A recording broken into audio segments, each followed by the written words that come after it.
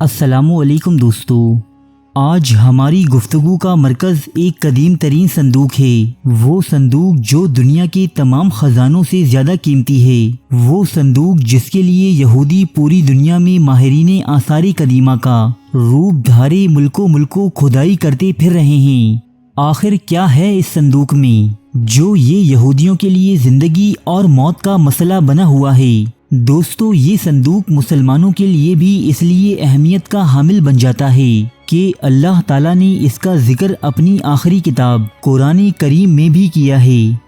ترجمہ: اور بنی اسرائیل سے ان کے نبی نے کہا کہ طالوت کی بادشاہی کی یہ نشانی ہے کہ تمہارے پاس وہ صندوق واپس آئے گا جس میں تمہارے رب کی طرف سے سکون و اطمینان ہے، اور کچھ بچی ہوئی چیزیں ہیں ان میں سے جو موسیٰ اور ہارون کی اولاد چھوڑ گئی تھی۔ اس صندوق کو فرشتے اٹھا لائیں گے، بے شک اس میں تمہارے لیے پوری نشانی ہے اگر تم ایمان والے ہو۔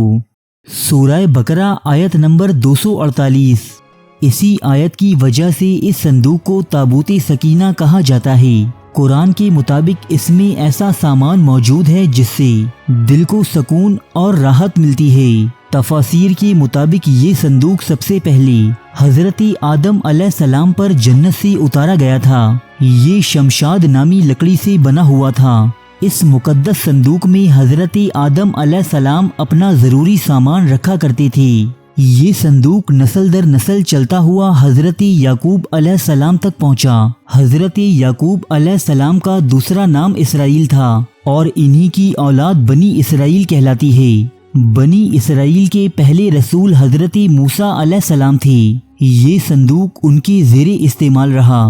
اس میں آپ علیہ السلام اپنا عصائے مبارک اور آپ پر نازل ہونے والی توریت کی لوحیں رکھا کرتے تھے، یعنی اس صندوق میں انبیاء کے معجزات کی اشیاء محفوظ ہوتی تھیں۔ حضرت موسیٰ علیہ السلام اور حضرت ہارون علیہ السلام کے دنیا سے رخصت ہونے پر ان کے لباس، عصائے مبارک، امامہ مبارک اور آسمان سے اتارا جانے والا من و سلوہ بھی اس صندوق میں محفوظ کر دیا گیا، اور بعد میں یہ صندوق قوم بنی اسرائیل کے سرداروں کی تحویل میں چلا گیا۔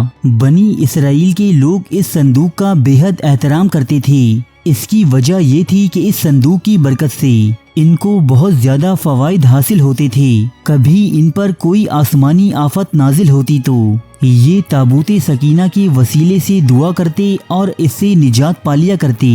جنگوں کے دوران اس تابوت کو بنی اسرائیل اپنے کندھوں پر اٹھائے اگلی صفوں میں رکھتے۔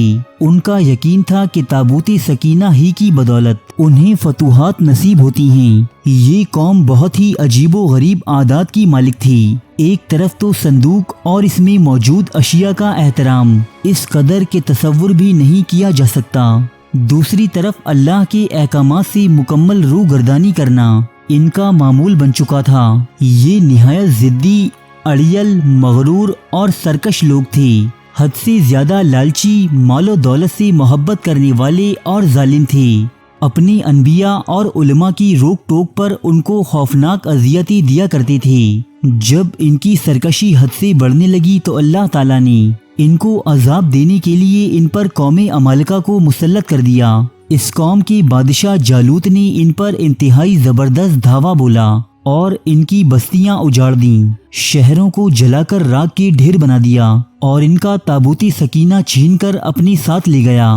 بنی اسرائیل جب زمانے بھر میں رسوا ہو چکے تب یہ اپنی دور کے پیغمبر حضرت شموئیل علیہ السلام کے پاس آئے اور ان سے درخواست کی کہ وہ بنی اسرائیل کے لیے ایک بادشاہ مقرر کر دیں جس کے پرچم تلے یہ لوگ جہاد کر سکیں اور اپنا کھویا ہوا مقام دوبارہ حاصل کر سکیں۔ تب حضرت شموئیل علیہ السلام نے بنی اسرائیل کے ایک شخص حضرت طالوت علیہ السلام کو ان کا بادشاہ مقرر کر دیا۔ چونکہ حضرت طالوت علیہ السلام دولت مند اور دنیاوی جاہ و جلال کے مالک نہ تھے، اس لیے یہودی ان کی بادشاہت پر متفق نہ ہوئے۔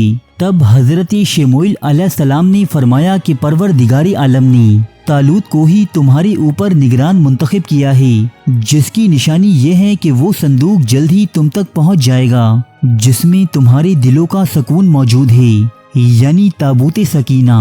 اس پر سردارانی بنی اسرائیل ان کا مذاق اڑانے لگے۔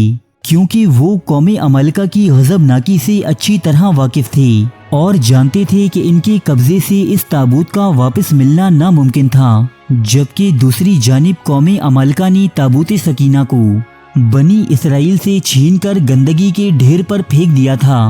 تابوت کی اس بے حرمتی پر اللہ کی طرف سے قوم عمالقہ پر اللہ کا عذاب نازل ہوا۔ ان کے شہروں میں ایک عجیب سی وبا پھوٹ پڑی جس کا کسی حکیم یا معالج کے پاس کوئی علاج نہ تھا۔ لوگ بہت تیزی سے لقمۂ اجل بننے لگے۔ اس قوم کے کاہنوں نے حساب لگا کر بتایا کہ اس عذاب کی وجہ تابوت سکینہ کی شدید بے حرمتی ہے۔ چنانچہ قوم عمالقہ نے اس صندوق کو ایک بیل گاڑی پر رکھا اور اسے شہر سے باہر ہاک دیا۔ خدا کی قدرت سے یہ بیل اس صندوق کو لے کر ملک بنی اسرائیل کی جانب روانہ ہو گئی۔ حسب وعدہ بنی اسرائیل نے اپنے نبی کا حکم مان کر طالوت کو اپنا بادشاہ تسلیم کر لیا۔ بعد ازاں حضرت طالوت علیہ السلام کی قیادت میں بنی اسرائیل نے قوم عمالقہ پر فتح حاصل کی، اور اسی جنگ میں حضرت داؤد علیہ السلام نے تابوت سکینہ کی بے حرمتی کرنے والے دیو قامت انسان جالوت کو زمیں بوس کیا۔ طالوت کے بعد حضرت داؤد علیہ السلام کا دور آیا۔ آپ کے دور تک تابوت سکینہ کو انتہائی احترام کے ساتھ ایک خیمے میں رکھا جاتا تھا۔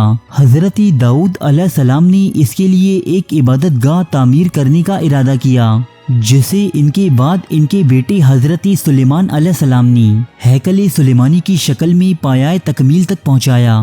اس ہیکل کے اس حصے میں جہاں تابوت سکینہ موجود تھا، سوائے انبیاء اور بنی اسرائیل کے علماء کے کسی کو جانے کی اجازت نہ تھی۔ حضرت سلیمان علیہ السلام کی وفات کے بعد آپ کی انگوٹھی مبارک بھی اسی تابوت میں محفوظ کر دی گئی۔ سلیمان علیہ السلام کے بعد یہ قوم اس قدر گمراہی میں ڈوب چکی کہ اللہ تعالیٰ ان سے سخت ناراض ہو گیا۔ یہ حضرت عیسیٰ علیہ السلام کی پیدائش سے 586 سال پہلے کی بات ہے کہ بابل کے بادشاہ بخت نصر نے اسرائیل پر چڑھائی کی اور یروشلم کی اینٹ سے اینٹ بجا دی۔ لاکھوں یہودیوں کو غلام بنا کر بابل لے گیا۔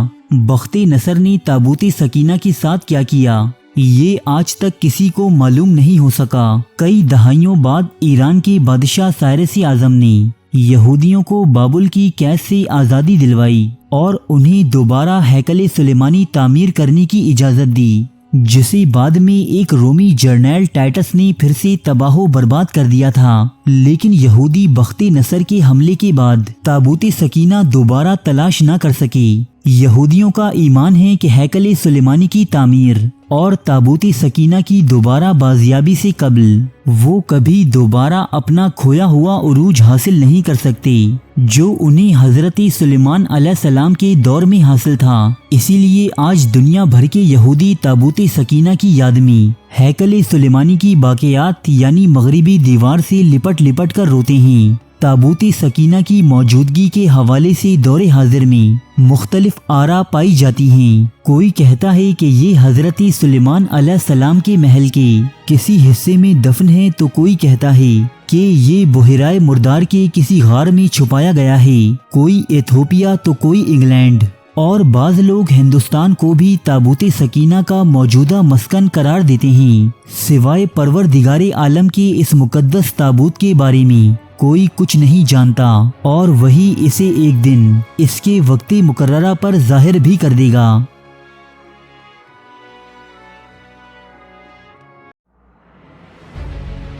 تاریخ کے موضوع پر پاکستان کا سب سے بڑا چینل، جہاں ملتے ہیں سچے واقعات مستند حوالوں کے ساتھ، قدیم تہذیبوں کے عجیب و غریب حقائق، افسانوی داستانوں کے پیچھے چھپی حقیقت، زندگی بدل دینے والی اسلامی حکایات، قدیم اور جدید جنگوں کے احوال، دلچسپ اور پراسرار واقعات، بادشاہوں اور جرنیلوں کی عیاشی کی داستانیں، ملکاؤں اور کنیزوں کی شرمناک کہانیاں، یہ سب اور بہت کچھ دیکھنے کے لیے سبسکرائب کیجیے اردو ڈائری کو۔